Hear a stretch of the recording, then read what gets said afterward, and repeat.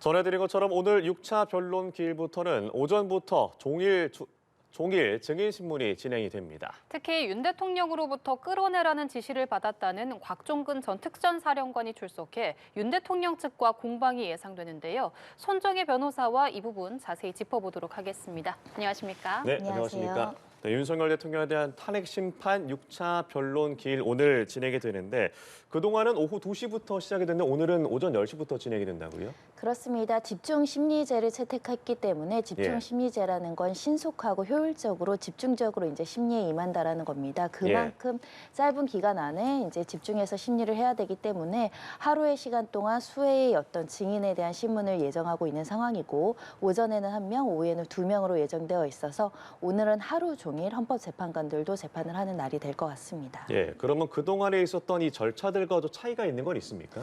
뭐 특별한 차이는 없습니다. 이 집중 심리제라는 건 형사소송법으로 소송법에 정식으로 도입이 된 이후에 헌법재판소와 관련한 규정에도 형사소송법을 규정하게 되어 있고요. 규정의 구체적인 내용은 그렇습니다. 공판기일의 심리는 집중해야 한다. 심리에 2일 이상 필요한 경우 부득이한 사유가 없는 한 매일 개정해야 된다. 그러니까 일주일에 2번 정도를 집중적으로 하되 오전, 오후에 이렇게 집중적으로 재판을 하는 것은 법에서 허용하거나 법에서 추구하는 과정이다 이렇게 보셔야 될 것 같고요. 다만 변호인 측에서 여러 명의 증인에 대한 반대 신문이나 주신문을 준비하는데 시간적으로 제약이 있고 방어권 보장에 어려운 점이 있다라고 호소를 했기 때문에 그 전에는 한두 명, 그러니까 증인을 이제 하루 종일까지는 하지 않았지만 이제 6일 이제 오늘부터 이루어지는 변론에는 다수의 증인을 하루에 집중해서 하겠다라고 이미 그 재판관들이 그 기일을 정해놓은 상황이기 때문에 지금 여러 명에 대한 증인이 이루어질 예정이다라고 보시면 되겠습니다. 예, 알겠습니다.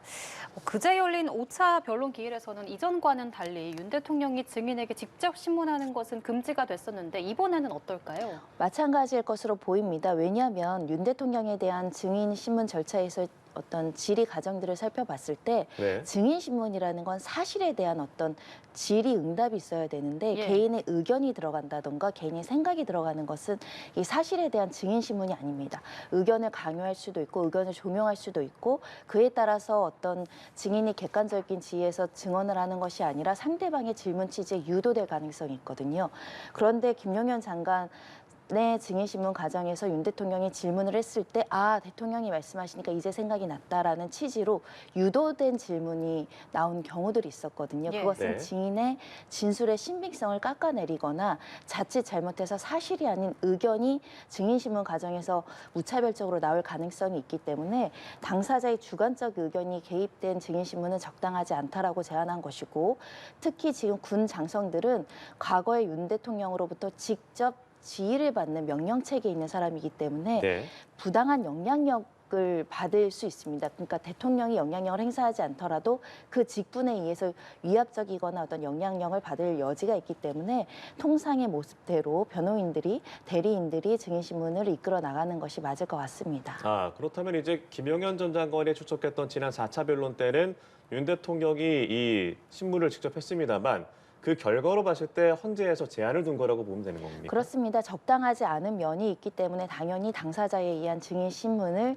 제한했다라고 보실 수밖에 없을 것 같고요. 아까 말씀드린 것처럼 질문자가 어떤 유도 신문을 하는 것이 원칙적으로는 금지되어 있죠. 내가 원하는 답을 갖고자 나의 영향력을 이용해서 증인에게 질문을 했을 경우에 증인이 심리적으로 압박을 받아서 제대로 된 객관적인 진술을 이야기하지 못할 염려가 있다라고 한다면 그 재판관 입장에서는 당사자의 직접 신문을 제한할 수 있습니다. 오늘 특히나 이제 3명의 이 증인들이 출석을 하게 됩니다.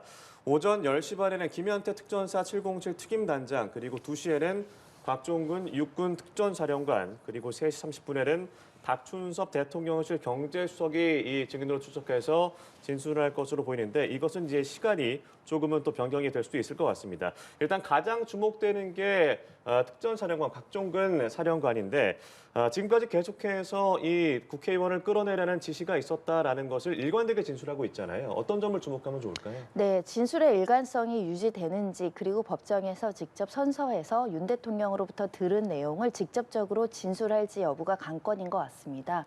다만 여러 차례 이제 검찰 조사 과정에서 진술한 진술 조서가 있고 그 조서에 대해서 동의할 것이 예상되기 때문에 증언으로 구체적으로 진술하지 않는다고 하더라도 기존의 각종근 사령관의 진술은 헌법재판소에서 증거로 쓸 수 있는 상황이긴 합니다. 다만 그럼에도 불구하고 반대 신문에 응해서 여러 가지 그 진술의 신빙성을 높이느냐 또는 신빙성이 떨어지느냐 이것도 관건이 되지 않을까 생각이 들고요.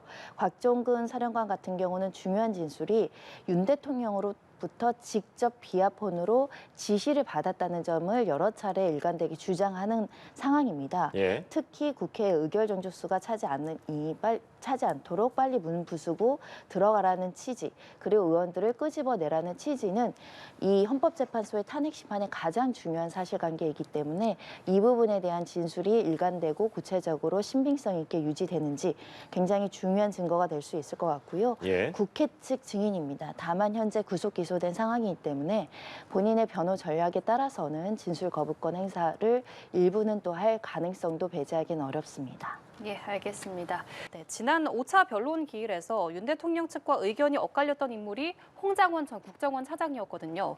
그렇다면 이번에 곽종근 전 사령관에 대해서도 윤 대통령 측에서 좀 준비를 했을 것 같은데 어떤 걸 예상을 해볼 수 있을까요? 예상하기는 쉽지는 않지만 결국은 이 곽종근 사령관의 그간의 진술 내용 중에 특히 이제 민주당 김병기 의원인가요? 김병기 의원과 이야기하는 과정에 김병주 의원과의 대답 내용에서 의원과 요원의 어떤 발음을 조금 혼선한 부분이 있습니다. 그 부분이 진술의 일관성이 없고 진술이 번복된 거 아니냐라고 이제 진술의 신빙성을 낮추는 어떤 요소로서 공격을 할 것으로 보이고요. 나아가서는 특정 정당의 의원과 모종의 어떤 논의나 진술의 오연 과정이 없었는지에 대해서 이야기하는 과정들이 있을 여지가 있고 특히 이 국회의원 150명이 넘으면 안 된다는 김용현 전 장관의 지시를 받았다 그런 이야기를 직접 들었다라는 부분과 관련해서는 혹시 윤 대통령이 국회의원을 끄집어내라고 한 것이 아니라 김용현 장관이 독자적인 판단에 했던 진술들을 윤 대통령이 했다라고 오인할 여지는 없는가 이렇게 이제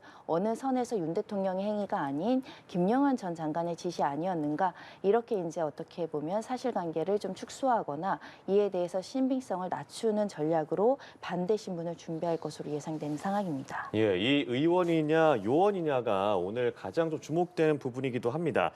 지난 4차 변론 때 이 김용현 장관이 출석했을 때 윤 대통령 측 변호인이 이 의원이 아니라 이 요원이라고 한 것인데 김병주 의원이 둔갑시켰다라는 것에 대해서 긍정적으로 이제 김용현 장관이 답변했던 장면도 있었고요.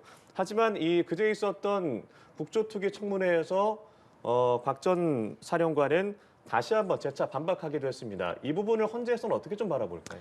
네, 일단은 헌재에서 나와서 구체적으로 어떻게 진술하는지가 관건입니다. 국회에서 이야기했다라고 하더라도 또 헌재에서 진술이 번복될 여지가 있기 때문에 그 구체성이 또는 일관성이 유지가 되는지를 살펴볼 필요가 있는데 곽종근 전 사령관의 주장은 그 전화를 받았을 당시에 끄집어낼 요원이 국회 본관에 진입해 있지 않은 상황이었다라고 나름대로 합리성을 갖춘 주장을 지금 이야기를 하고 있는 측면에 있어서는 만약에 이 진술이 유지된다라고 한다면 요원들이 진입해 있지 않은데 요원들을 끄집어내라는 발언 자체가 성립하기가 어렵고 또 요원들은 철수 명령을 내리면 족한 어떤 명령의 대상자이기 때문에 끄집어낼 필요성이 없기 때문에 이 진술의 신빙성과 관련해서는 진술이 유지되면 곽종근 전 사령관의 진술을 믿을 수 있다라고 평가할 가능성이 높아 보입니다. 예, 이 곽 전 사령관도 지난 5차 때 출석했던 이진우 사령관, 여인영 방첩사령관과 같이 구속 기소된 상태이기 때문에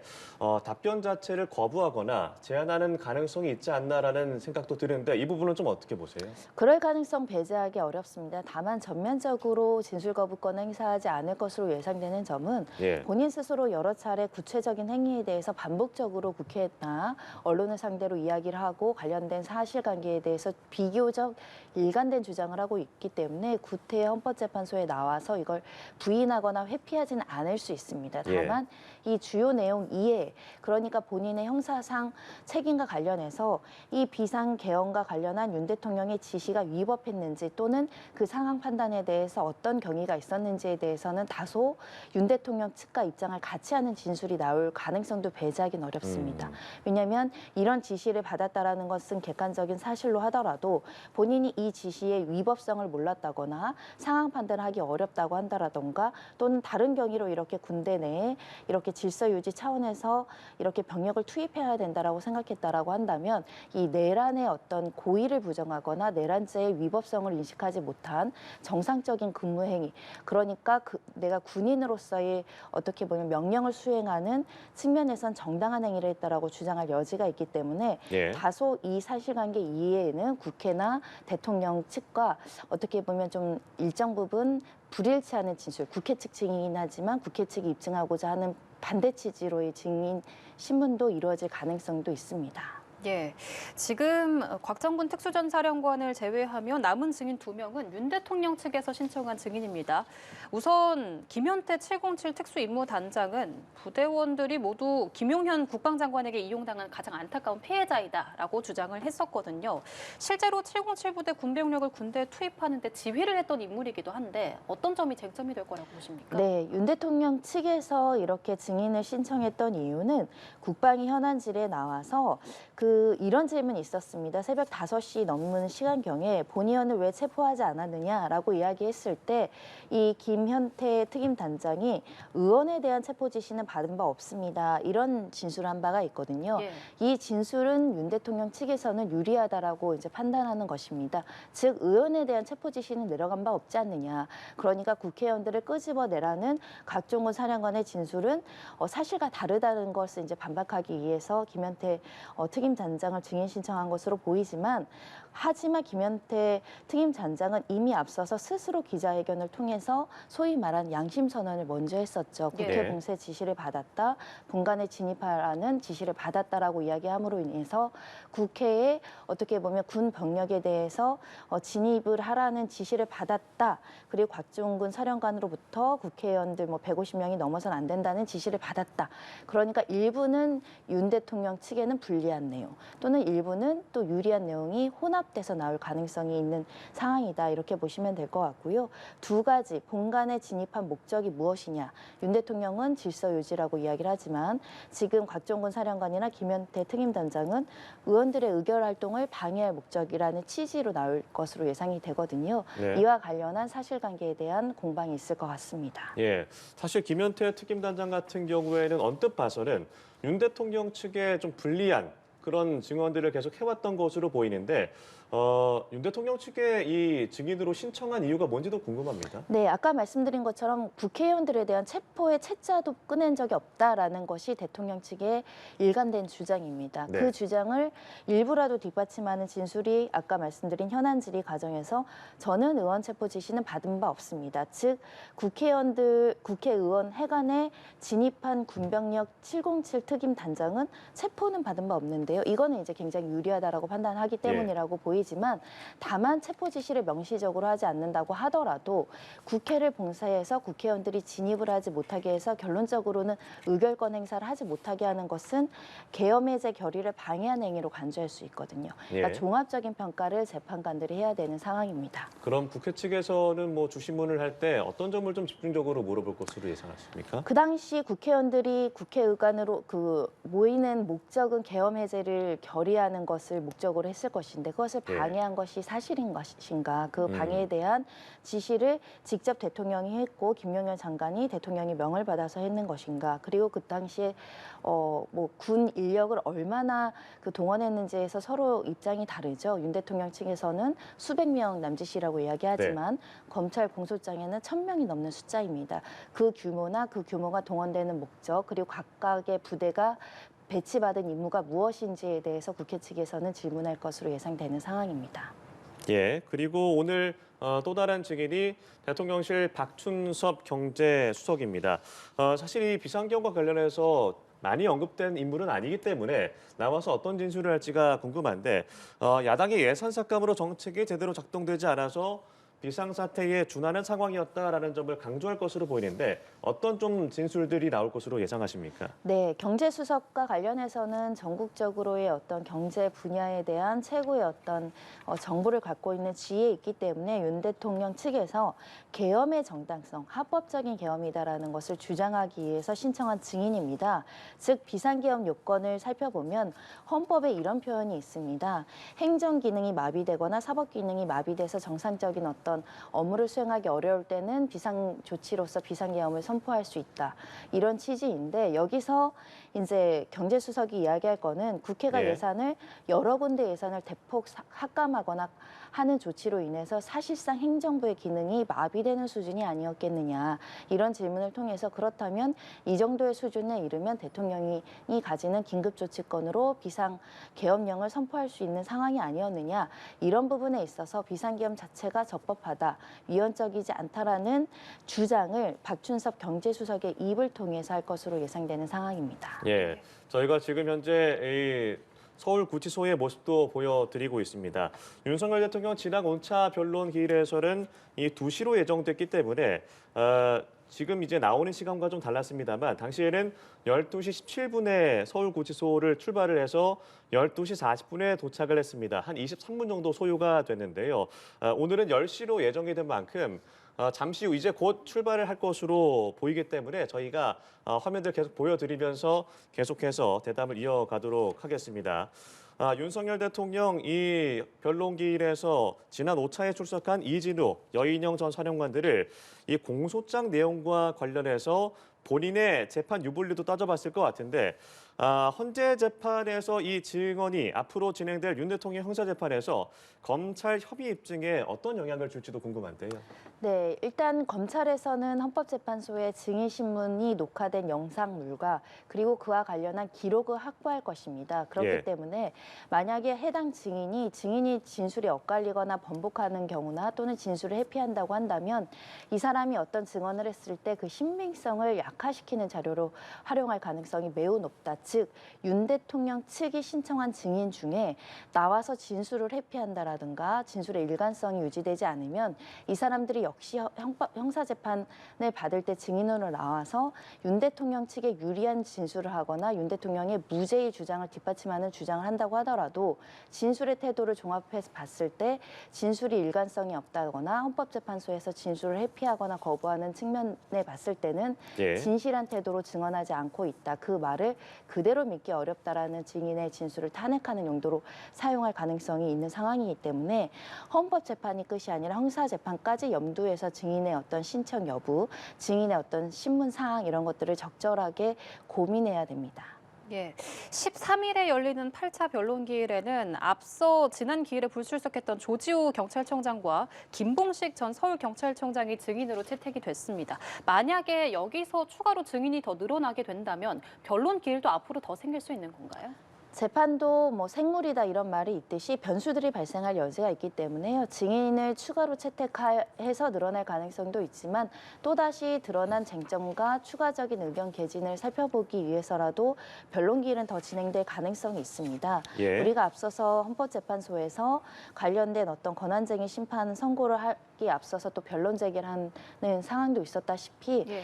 재판 전에 미리 이제 검토하지 못했던 새로운 부분들에 대한 공방이 더 필요하다라고 한다면 추가 변론기일을 진행을 해서 더 철저하게 충실하게 심리할 가능성이 있기 때문에 증인도 더 늘어날 가능성이 있고 다른 사실 조회도 늘어날 가능성이 있고 이런 것들이 없다고 하더라도 서면 공방이나 법리 논쟁을 필요한 부분이 있다라고 한다면 한두 차례, 많게는 두세 차례까지 변론기일은 더 진행될 가능성이 있습니다. 예, 지난 1월 14일에 첫 변론이 시작이 돼서 주 2회 그리고 지난 이 설 연휴 때는 잠시 쉬어갔지만 앞으로도 계속해서 주 2회 진행이 되고 다음 주 목요일 8회까지 예정이 되어 있는데 윤 대통령 측은 일단 주 2회 좀 쉽지 않다, 줄여달라라고 요청을 했습니다. 이 방어권 차원에서 이 헌법재판소가 이를 받아들일지는 어떻게 좀 예상하세요? 가능성이 낮죠. 왜냐하면 예. 일반적인 사건들, 형사 사건 중에 강력범죄 사건이 집중 심리를 하는 경우에 하루에 2~3명 정도 증인 신문을 하는 것은 일반적으로 택할 수 있는 방법이고 그렇게 재판을 해왔기 때문에 다소 준비에 좀 부담이 된다고 하더라도 방해권을 침해할 정도로 여러 차례 진행을 한다고는 보기가 어렵습니다. 네. 마찬가지로 선례도 존재하는 상황이고 그리고 양쪽 여부에 동등하게 증인 신청의 기회를 줬고 동등한 숫자의 증인들이 나오고 있을 뿐만 아니라 주신분 반내심은 거의 비슷한 시간을 할애하고 있고 변호인들이 이 반대 신문이든 주신문이든 지금 충실하게 준비를 하고 있는 상황이기 때문에 예. 방어권 보장이 되지 않는 상황으로는 해석되지 않습니다. 예, 알겠습니다. 이런 가운데 윤 대통령 측은 법원에 구속 취소를 청구해 놓은 상태입니다. 지금 구속기한 만료 시점을 두고 윤 대통령 측의 입장과 검찰의 입장이 조금 다른 것 같거든요. 윤 대통령 측은 24일 자정까지는 구속기한이 만료가 됐을 거다라고 봤고 검찰은 27일까지로 보고 26일에 윤 대통령을 기소했는데 이런 부분에 대해서는 어떻게 보시는지요? 시간상 계산했을 때는 구속기간을 도과했다라고 보기는 어려울 것 같습니다. 왜냐하면 윤 대통령 측에서는 체포적부심에 소요된 시간, 정지된 시간에 대해서는 이제 반영하지 않는 측면으로 보이지만 검찰에서도 굉장히 보수적으로 계산했을 뿐만 아니라 기록이 오고 가는 시간을 빼고 나서 또 조금 더 안전하게 이제 시간의 텀을 두고 이제 기소를 했던 상황이기 때문에 구속 기간이 지나서 도과해서 이 구속 취소 사유가 있다라는 주장은 받아들여질 가능성이 매우 낮다라고 보이고 예. 구속 사유가 소멸했는지에 대한 법원의 판단이 있을 수 있는데 결국 증거 인멸 가능성이 여전히 있느냐 없느냐가 중요한 쟁점이 될 것 같습니다. 다만 지금 구속영장이 발부되고 시간적인 간격은 굉장히 매우 짧은 데다가 그 과정에서도 사실은 윤 대통령이 수사에 협조하지 않아서 제대로 된 수사 없이 기소가 된 상황이고 또 향후 증거인멸 가능성 관련해서는 여전히 가능성이 열려 있다라고 법원에서 볼 여지가 있기 때문에 구속 취소 결정이 나올 가능성은 상대적으로 낮다. 그리고 일반적인 사건에서도 구속 취소 결정이 나오는 인용률이 매우 적다. 이렇게 말씀드릴 수 있습니다. 예, 그런데 구속 취소 청구가 거의 사문화된 제도라고 들었거든요. 이런 것들이 조금 지금 와서 이렇게 신청을 한다고 해서 충분히 받아들여질 수가 있는 부분인가요? 그러니까 받아들여지는 것과 별개로 윤 대통령 측에서는 석방을 위한 법률적으로 규정된 모든 제도를 선택해서 다퉈보겠다라는 그 의지를 갖고 있다라고 생각하시면 될 것 같고 특히 현재 구속된 상태가 대통령을 구속할 만한 사유가 없다, 필요성이 없다라고 주장을 하는 만큼 더 앞서서는 구속 자체가 이제 위법하다라는 주장을 하는 것만큼 이 주장을 강화하기 위해서라도 법원을 통해서 다툴 수 있는 모든 제도를 선택하고 있다 보셔야 될 것 같습니다. 예, 알겠습니다. 저희가 현재 이 시각 서울구치소 앞에 모습을 보여드리고 있습니다. 오늘 오전 10시로 예정된 만큼 윤 대통령이 몇 시에 이 구치소를 빠져나오게 될지도 주목이 되고요. 저희가 이 장면들 계속해서 보여드리면서 전해드리도록 하겠습니다. 이 오늘 오전 이 예정된 6차 변론기일, 저희가 지난 5차 변론기일에 어떤 내용들이 있었는지 한번 짚어보죠. 이날은 이제 이진우 전 수방사령관, 여인영 전 방첩사령관 그리고 홍장원 국정원 1차장이 출석을 했습니다. 지난 5차 변론기일에서 두 사령관은 좀 제한적인 답변을 내놨고 홍장원 차장은 기존의 입장을 계속해서 반복하는 모습을 보였었거든요. 지난 5차 변론기일의 쟁점 뭐라고 보세요? 네, 5차 기일의 쟁점 말씀드린 것처럼 증인들이 헌법재판소에 나와서 검찰 진술과 일관된 진술을 하느냐 또는 그와 번복되는 진술을 하느냐, 진술의 신빙성을 어떻게 평가할 수 있는지가 굉장히 관건입니다. 예. 다만 헌법재판소는 형사재판과 다르게 형사재판소에서는 검찰 진술조서를 증거로 사용함에 부동의, 그러니까 저는 증거로 동의하지 않습니다라고 한다면 증거 능력이 부인되지만 헌법재판소는 이 증거 법칙을 완화해서 적용하기 때문에 증인들 이진우, 여진영 이 두 분이 증언을 거부하거나 회피한다라고 하더라도 그 증언과 달리 검찰 조서를 보고 피의자 신문 조서나 참고인 조서에 어떤 동의, 그러니까 이거를 그대로 본인이 서명 날인했습니까? 변호사 입회하에 이 조사를 받았습니까가 확인되면 증거로 쓸 수 있습니다. 그런 만큼 이 구체적인 진술이 나오지 않았다고 하더라도 검찰 조사를 같이 같이 살펴볼 것이다라는 점을 지적해드릴 수 있을 것 같고요.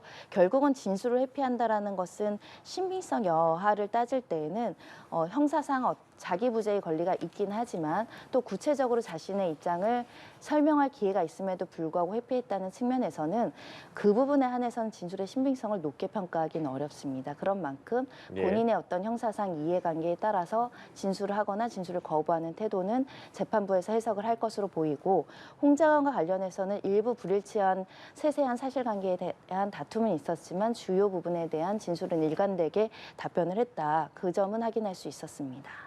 예, 알겠습니다. 지금까지 손정혜 변호사와 함께 이야기 나눠봤습니다. 오늘 말씀 고맙습니다. 고맙습니다.